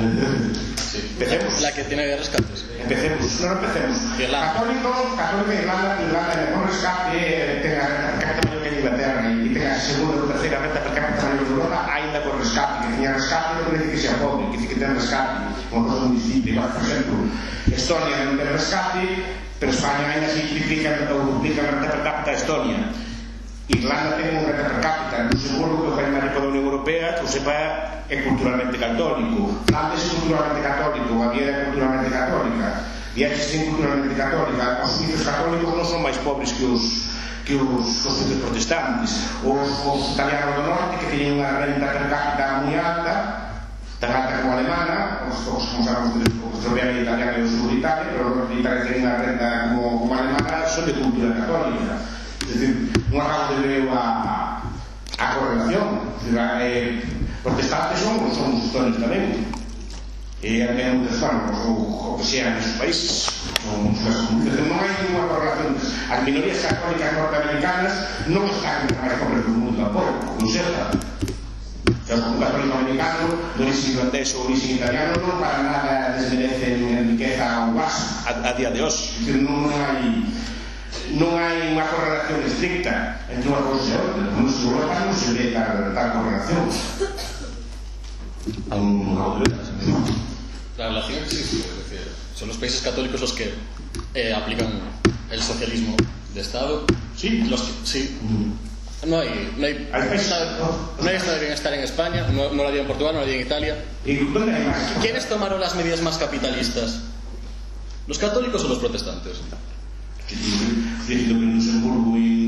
austeridad en España o hay austeridad en Estonia? ¿Qué? ¿Cómo? ¿Hay austeridad en España o hay austeridad en Estonia? ¿Dónde hay gasto social? ¿Dónde hay responsabilidad colectiva? donde el PP nos dice esto lo arreglamos entre todos. Hay países que ni siquiera necesitamos austeridad. Claro que hay diferencias entre países. Dicindo que en Suiza tamén son católicos e boa parte da población católica e non veo que necesitarán austeridade ninguna. Luxemburgo é o único país de Europa que compite en serio de renta con os Estados Unidos e o nunca se espera, de feito, e con sempre ali son de maioría católica. Flandes, non sei que austeridade teñen ali, e hai países que son gastadores e non son gastadores, que son máis cultural que religiosa. A religión católica se adapta perfectamente a muitos entornos. En os países máis sanos, máis grandes de Europa, están máis católicos de cultura católica, que quere chamar así. Bueno, máis preguntas por ali. Temos unha a fondo.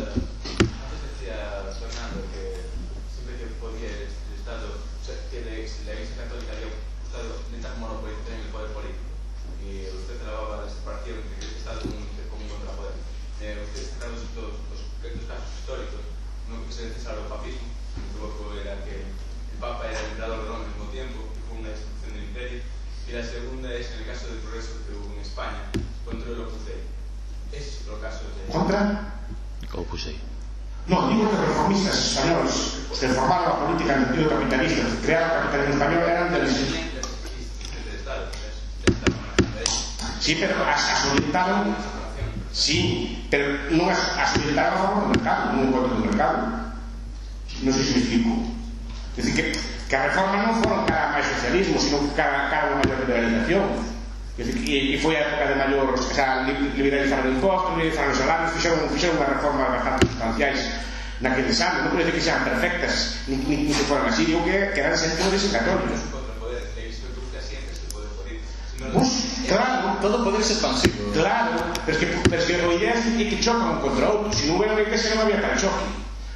O Estado históricamente, eu explico a Menelo, que intenta aplastar a todos os contrapoderes. O primeiro gran enemigo de todo o Estado é unha religión autónoma e independiente. Por eso desde Bismarck, desde os prusianos, desde a Revolución Francesa, todos quixeron acabar con a Iglesia Católica porque é unha fonte de moral autónoma e que te dice que en caso de luta, en caso de conflito, tens que obedecer antes a Iglesia que até o Estado. Pois os Estados intentan aniquilala. A educación pública en Prusia, como sabrán vostedes, non foi por menos a aprender a galer, senón para acabar literalmente co poder da Iglesia Católica. Para eso se fixo, porque era un poder autónomo. Entón, nese aspecto, claro que a Iglesia quere gobernar, pero o Estado tamén quere gobernar, e como hai unha cousa frente a outra choca. Tamén, por exemplo, a familia é o contrapoder nese aspecto, porque normalmente a xente é máis leal ás súas familias que é o Estado. Tamén os poderes regionais, os poderes territoriais de nacións, ou culturas, ou regións, son poderes que frenan o poder do Estado. Por eso o Estado quere aniquilalos, e os Estados intentan acabar aplastando todos os poderes intermedios. E intentan homogeneizar lingüísticamente, intentan homogeneizar en todo tipo de medidas. Claro que é así. O problema é que ao faltar a Iglesia non hai ese contrapoder. Pero o Estado conseguiu moi ben a través da educación pública que todo o mundo obedece ao Estado antes que as iglesias, e conseguiu domesticar domesticar a Iglesia e convertir nunha especie de ONG, como un gatillo manso que obedece a Dios que lle manda. Fernando, ¿te según decir?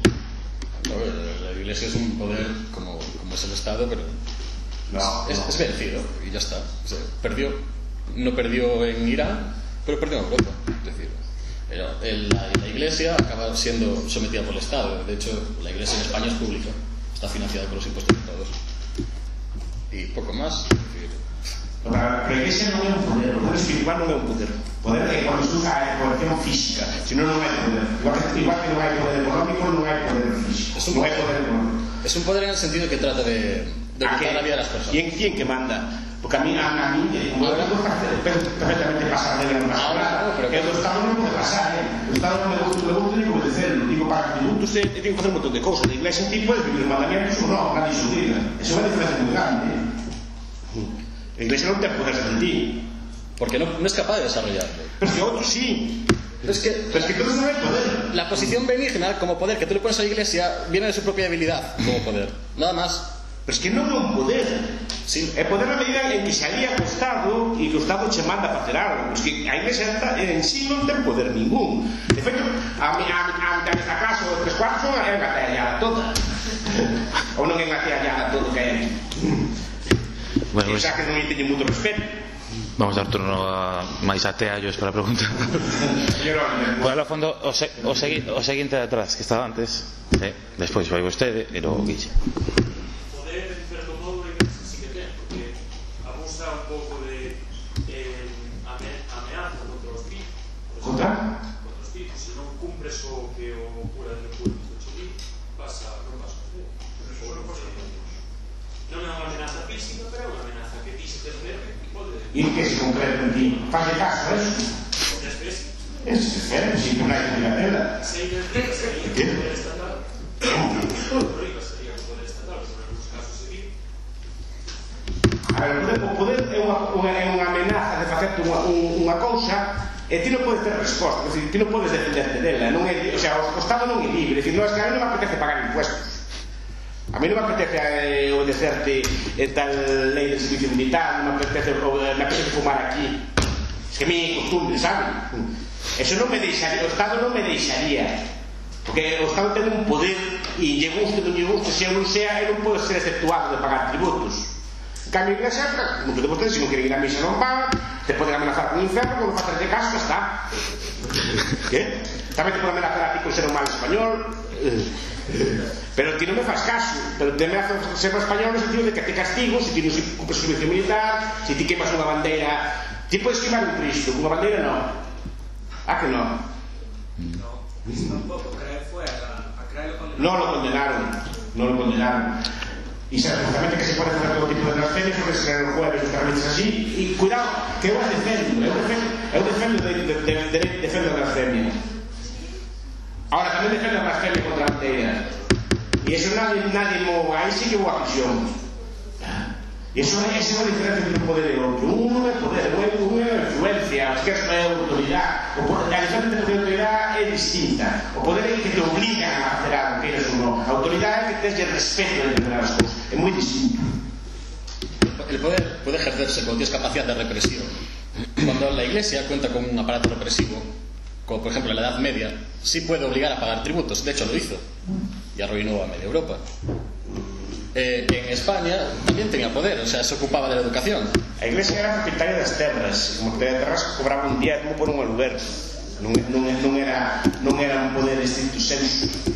A veces a Iglesia está aliada co Estado, entonces sí, pero quen é o que fai daño aí é o Estado, non a Iglesia. O sea, quen te reprime, quen te encarcela, quen te prende é o Estado, as tropas, non o cura.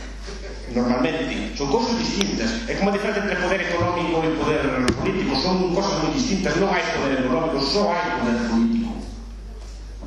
O poder económico, o poder espiritual son poderes na medida que se alíen con quen ten o poder de verdade. O poder de verdade é un poder que se basea sempre exclusivamente na coerción física, que veñan homes ou mulleres armados a túa casa, te deben e te prendan ou te obligan a pagar algo. O poder económico non ten esa característica e o poder espiritual tampouco ten esa política. De feito, a maior parte de vos, pues, repito, non son crentes ou non credes en la religión e non vos pasa nada.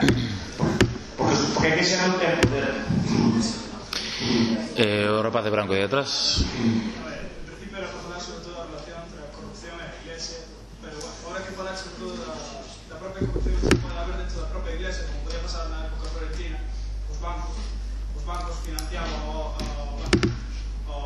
Vaticano, como ben di, e aí exercían influencia, exercían corrupción porque mandaban eles. Pero a ver, cando eu te presto non mando en ti. Eu te ponho as condicións que ti aceptas. Eu che digo, douche 100 euros e vas vestido de pantera rosa, por exemplo. Eso contigo, ti dirás, me compensa ou non me compensa, pero o poder non teño ningún. Porque desde o momento que teño que pagarte e ti tes que aceptar, non hai poder ningún. Será que a ti te convén e a mí me convén. Facemos un dos unha cosa. E o banco diría, mira, eu che presto este dinheiro a cambio esto. Lo que es o non? Te pones as condicións, a cambio non unha contraprestación, é como calquer outro contrato, aí non hai poder ningún. Pero é a propia Iglesia que se vende.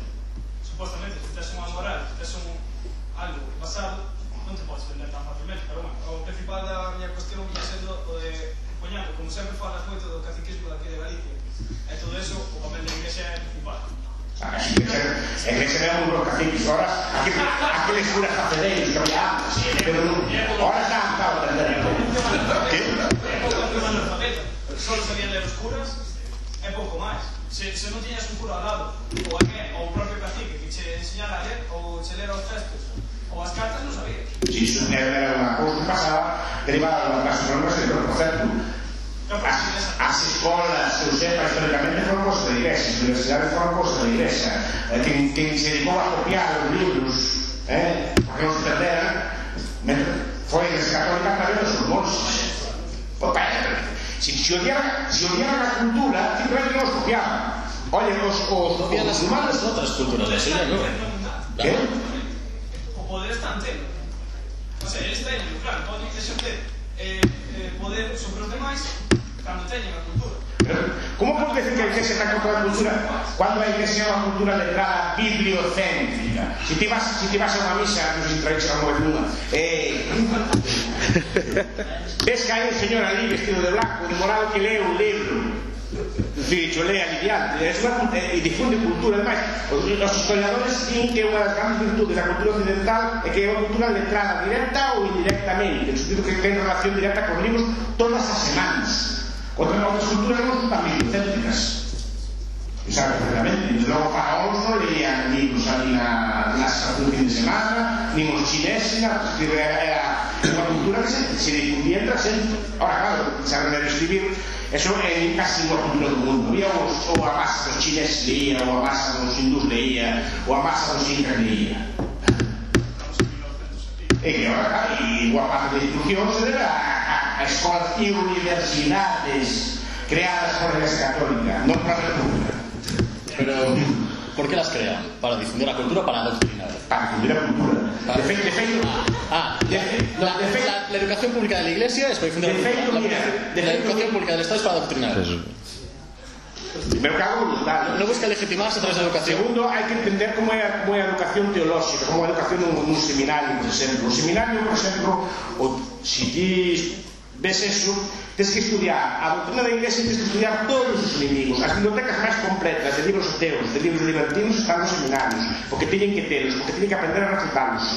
A diferencia da educación nos tratamos. E me continuo con máis preguntas, se non nos dá tempo. A ver que me vea máis por aquí. Estaba Guille, sí. Na última intervención do Sr. Vázquez, antes da ronda de preguntas, dixo que a relación entre os fascismos e a Iglesia non era boa. É certo, pero hoxe en día o poder da Iglesia, e sobre todo o Vaticano, teve moitos fascismos. Mussolini encargouse cun desimpulso brutal de devolver ao Vaticano todo o poder que perdera dende a unificación italiana ata os anos 30. Sí, creo que no estaba así. Pero a relación non é boa. Mussolini era ateo, saben ustedes, ben. Mussolini que eu sepa, Mussolini non de liña. Non era marxista antes de novo, este Mussolini. Que? A pregunta é se é Mussolini que estou pensando, que? Parece que vende as obras pías. No, vamos a ver, obviamente, era socialista, pero quero dicir, encargouse de porque era político e a Iglesia non quería estar en a Iglesia por motivos ideológicos, non quería ter problemas, porque logo tampouco que fora especialmente pro católico ni levar unha vida ejemplar, religiosa. Máis preguntas por aí? Laura, sí. Esa se foi, non? A pregunta. Podes pensarla. En canto a varias cosas que decíades, unha delas era a diferencia entre a Iglesia e o Estado. A mí non me parecen comparables, para empezar, porque na Iglesia normalmente entres voluntariamente, no Estado estás queiras ou non. Eso é diferente. Pero non me parece... Creo que a Iglesia é un poder, claro. Aspira a outra cousa é o cristianismo, as ideas do cristianismo. Pero a Iglesia opta por contra un monopolio de poder. Vemos, por exemplo, o arzobispado aquí en Santiago, que afogaba a poboación en tributos, e a poboación levantouse, houve un montón de revoltas populares, derribaron os mandiños aquí o caso de Rochabella, porque se afogaban en tributos, e aparte tamén bebía do Estado, porque as terras eran como terras nacionalizadas. Sí, pero por que tiña cartos a Iglesia? Porque o Estado o rei dáballe todos os anos cartos á Iglesia, e esas terras porque eran de Iglesia, eran de do mesmo modo que o Estado tiña terras. Daban razón que daban por cristianos antes de morrer, en evidencia, para misas e para os outros pobres. E logo outra cousa era da difusión da cultura, que os protestantes están alfabetizados, teñen un índice de alfabetización moi alto, porque un dos pilares dos protestantes é que ten unha propia interpretación da Biblia, por iso... Vivía na casa, na casa ao centro católico, que vas aí, o cura contaxe a súa historia, e xa está, e de difundir a cultura é mentira, porque que fixeron os católicos cando chegaron á mesquita de Córdoba? Plantaron a igrexa e derrubaron todo, quer dizer, destrozaron todo o edificio, eso non é difundir a cultura, era adopcionar a súa cultura, era a súa mera, de aí que, por exemplo, eu sei, están presentes, por exemplo, na historia medieval se consideran válidas nas fontes cristianas, os musulmanos non se tenían en conta. Quer dizer, iso non é difundir cultura, iso é adoctrinar. Como fai agora, pero bueno. Es lo mismo. Es un poder que está buscando expandirse y legitimarse, quizás por otra vía. La Iglesia tiene un mecanismo de reproducción de su legitimidad diferente. Bueno, el bautismo, los sacramentos, supuestamente entras voluntariamente. Pero yo cuando me di cuenta ya estaba bautizado y ya era católico y tenía unas obligaciones morales para con mi comunidad. Ainda pode ser o cero. Mais por aquí estaba Silvia, por aí atrás. Solo un apunte muy breve de lo que decía Laura, que sí estoy de acuerdo con lo que planteaba de que el poder, en cierto modo, es egoísta, intenta ejercer un monopolio, pero yo no lo concibo como algo negativo, porque si bien no tiene una intención benévola en un principio, genera una competencia. Me parece que el egoísmo es algo inherente, natural y totalmente legítimo. Entonces el hecho de querer hacerte un monopolio, querer hacerte con el poder, si hay varios focos que comparten esa intención, genera una competencia, es lo que genera una libertad. O sea, considero que leí una frase, no recuerdo de quién era, que decía que el precio de la libertad es estar siempre alerta. Entonces, bueno, simplemente era ese apunte, ¿no? Que sí estoy de acuerdo con ese concepto de que sí, todos los poderes quieren hacerse con el poder absoluto, con el monopolio, pero creo que precisamente eso, al contrario de lo que pudiera parecer, es algo positivo, porque es lo que genera esa competencia y ese equilibrio en el que no hay nadie que ejerza un poder absoluto. Y vamos a ver, parte de esa razón que les digo. Aquí hay un punto que me gusta matizar. Vamos a ver, los primeros ateos, ¿qué son? Sí, son de seminarios, claro. Son de seminarios, ¿saben por qué? Porque te obligaban a estudiar. Voltaire, Holbach, ¿dónde estudiaron? Sí, los seminarios. Los seminarios de las iglesias católicas. Se demuestra que tan alterantes non son. Pero que estudan os curas para poder desmontar, non lle ensinan a xente. Estudan para que poidan adoctrinar mellor. Sí, pero teñen que estudiarlo. É dicir, o feito de que un grego ten que estudiar o ateísmo, un grego ten que estudiar o islam, un grego ten que estudiar as outras doutrinas, ten que estudiar, as hermanas que estudiar, e algún grego simplemente se cambian de opinión. Pero porque os libros están ali, claro que se expande a cosas. De feito, o ateísmo e ese tipo de cosas tamén son será do cristianismo, se dixo. El tipo de debates, o sea, a rapazallada, por exemplo, se estuviéramos en Irak, se estuviéramos en un sitio así, a rapazallada non estaría discutido nestes cargos. Porque a rapazallada galá, o sea, o máis radical, así como os que son así da asamblea da cá, ou así, somos máis moros de todos, non somos menos, así non. Somos máis musulmanes de todos, non somos menos, e somos que somos que mandan fan as folgas na facultade, somos cosas así, somos máis cosas de todos. Si son xuventude exactamente igual que sodes vos. Son jóvenes igual que vos, da vosa inteligencia, seres humanos como a vos. Por que salen aí tan musulmanes e a máis salense pretender? E aquí non, aquí hai algo. E se hai unha discusión que deriva deste tipo de cosas, deste tipo de ensino que tenemos nós, e da discusión da cultura, claro, a discusión da cultura. Otra pregunta por alá, a fondo. Yo quería preguntar qué pasaría hoy en día en época de crisis si no hubiera la Iglesia Católica y también como el número de católicos está aumentando en el mundo, si va a suponer un conflicto para los estados a la hora de gobernar. La Iglesia genera conflictos continuamente, es decir, ahora estamos, va a haber concilio ahora para elegir nuevo papa, no conclave. Y bueno, si miras los periódicos ves cuáles son los grupos fuertes, qué puede haber y quién puede salir y quién no. Y por ejemplo en España ahora mismo el núcleo duro del catolicismo está dividido en las relaturas, ¿no? O sea, el Opus Dei y a estos, a los Kikos creo que les llaman, Comunión y no sé qué más, efectivamente. Pues son grupos de presión que en su base moral pues buscan que el Estado pues se incline hacia ellos, ¿no? realmente, si pensamos que el Estado puede eliminar completamente la asignatura de la religión en España, pues sería un poco ingenuo, porque ellos reaccionarán y movilizarán todos sus recursos para evitarlo. Pasa lo mismo con la ley del aborto, el matrimonio gay, pasa lo mismo con mil historias. La investigación con células madre tienen su nicho de poder, lo movilizan sus recursos para que, una vez vencidos ahora, para que por lo menos el Estado se incline hacia ellos. Como cualquier conclusión, ¿no? Feministas también quieren dar, o grupos de dirección que no quieren uso de leyes. ¿Cuál es el problema? Que no me acabo de entender. Porque solo los grupos de presión son legítimos para ti. No, son legítimos todos. Entonces, su idea es que se ha vivido en un mundo estatal, pues tratar de transformarse con estas cosas, los creo que ellos se equivocan. Porque hay que tiene que estar no en contra del matrimonio gay, tiene que estar en contra del matrimonio hetero, tiene que estar en contra del matrimonio islam. Como era antes como era o 40. Como é o 40 estar en contra do matrimonio, non estar, o sea, o Estado non debe regular a vida sexual das personas. Iso é o que tiña que decir a Iglesia Católica. Nin a favor do ortodoxo, nin a favor dos heteros. Non tiña que meterse nese asunto. Despois cada individuo libremente debería asociarse como ele quixera. Pois un gallo con un gallo, un lesbiano con un lesbiano, un hetero, ou facer cualquier tipo de combinación. Van un abogado, pactan ali, pois nós somos tres. E teñen dereito.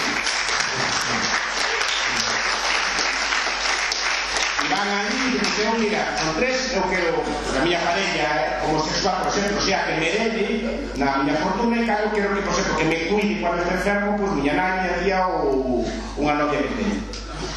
Se pode pactar perfectamente en libertad aquel tipo de cosas, e o Estado non debe regular aquel tipo de cosas. Creo que debe asumir por el problema que o Estado se apropia dos sacramentos cristianos ultra sobre.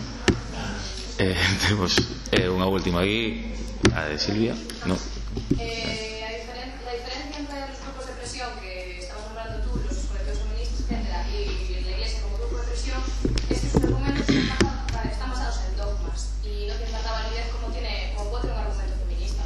Con los que tampoco estoy de acuerdo. No está de acuerdo. Eu sou feminista en muchos aspectos. Muchos son, claro, feministas, es que todo argumento. La influencia de la Iglesia viene más allá viene de la tradición, ¿no? O sea, yo no entiendo muy bien por qué tiene tanta influencia y por qué está tan metido en la política hoy en día. Pero no debería tener tanto. Podría estar más. Podría estar menos. Podría estar menos. Pero puedo decir, toda idea política se basa en algún tipo de dogma. Por exemplo, cando falamos do feminismo estamos partindo dunha idea de igualdade radical de hombres e mulleres, que é unha idea que para mí é correcta, pero que non deixa de ser dogmática tamén. É dicir, que é unha idea basada en unha opinión, unha creencia e que se asume toda a idea normalmente en algún tipo de base desse estilo. Pero é razonada e discutida, ¿no? E todas as ciencias. ¿No veis que tengo un libro y por eso tiene mayor validez? Es un libro, porque es que la Iglesia se refiere muy bibliocéntrica. Son protestantes. No, dicen que é unha cultura bibliocéntrica que se lee en libros aliños, pero digo que a interpretación da Iglesia Católica non está só na Biblia. Eso é para os protestantes, que por eso hai moita máis perda de fe en os protestantes que os católicos. Os protestantes só se basan na Biblia, non basan na Biblia e na tradición. Na vida dos santos, na tradición apostólica, non é só na Biblia. Vamos a Biblia ten un aspecto bastante metafórico, de feito non as seguimos dialéctica. Pero son unas directrices fijadas. É unha cosa que nos entendemos de forma simbólica, pero desde logo non hai que aplicar a letras protestantes, e iso é o problema que teñen. Pero non se aplica a la letra para que para perdurar y el poder, es decir, la Iglesia siempre se adapta al poder que esté vigente para poder perdurar. Sí, pero te digo que é moi distinto o poder da Iglesia do poder político, eso non me canso de decir, son cosas moi distintas. Me equivoco con mis explicados, pero que son cosas muy distintas. De feito, todos vos podedes non ser católicos perfectamente e non vos pasa nada. Non todo está bien. Bueno, hai unha última, ahora sí, ultimísima, que non sei se é unha pregunta máis, que era, Laura, outra vez, non dixes así? Hai alguén máis antes, non? É que non vin ninguna man. Sí. Oxe, pois hai que ver máis a man. Sí.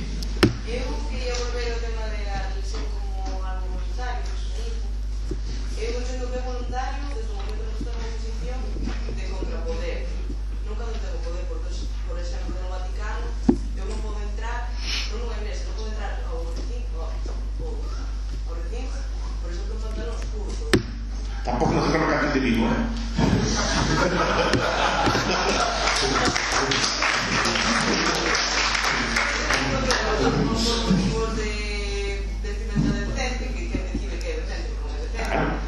pero, por exemplo, aí sí que ten moito máis poder, sí que usa da liberdade, o sea, non se deixa, porque aquí sí que pode ser voluntario, pero non tiene un poder maior. Se vai a festa de fin de ano a unha ocasión de tipo, non sei se como chaman, o nada que va a ser sen entrar en as cousas, e nadie se opone a eso. E a determinados restaurantes de Coruña así, se non vas con corbata en vestido, tampouco deixan entrar. Según esos argumentos, non serían alzando o poder. Que? Claro. Observa precisamente. Pero é a súa iglesia de porque as normas de vestido que quere. Pero, por exemplo, pode ser católica, non considera que tanto nos cultos e son indecentes. Pero que non postea norma, tampouco ten que corbata cenar no mercantil ou no club de campo, pero aquí se manda os ambos do local, se mandan ser así, era que ti sea socio, non se deixen entrar así. É unha forma de vestimenta privada, porque ten que ser unha cousa mala. É un principio libertario, además, que tú as propiedades, que está pouco na minha casa por estar que era fora. Se viñera de visita ali, non tanto de que era fora tampouco. Tanto ben completamente vestido. E agora sí que, temos a definitiva que aquí, sí. En resposta a este último apunte que acaba de decir Vascos, non se pode considerar como opresivas as normas de vestimenta ou decencia, que é certo que son definidas subjetivamente, pero que se ve precisamente a que define o propietario, que fai o que quere coa súa propiedade, que é a primeira e única garantía da liberdade individual. Igual que ti na tua casa podes poñer exactamente as mesmas normas, tanto de vestimenta como en calquer outro sentido.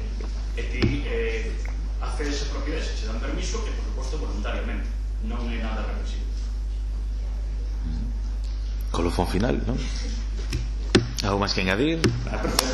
Bueno, pois só queda agradecer.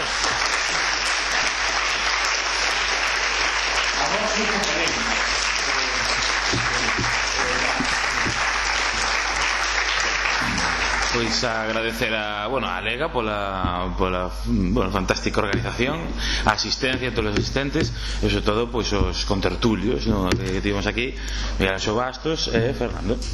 Gracias a todos por vir.